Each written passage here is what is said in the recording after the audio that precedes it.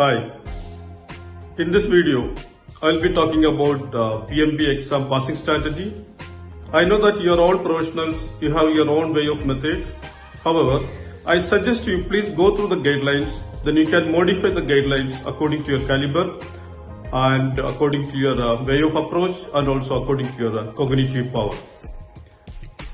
I strongly believe you can pass your PMP on first attempt with the above target. So let us go through the guidelines. Step 1.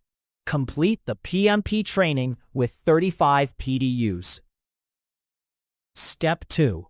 Submit your application to PMI and get approval. Step 3.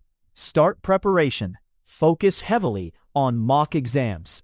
This is where the real transformation happens. Step 4. Once you reach 80% or more in mock exams, you're ready to take the PMP exam. Step 5. Schedule the PMP exam and pass it on the first attempt. Things to remember.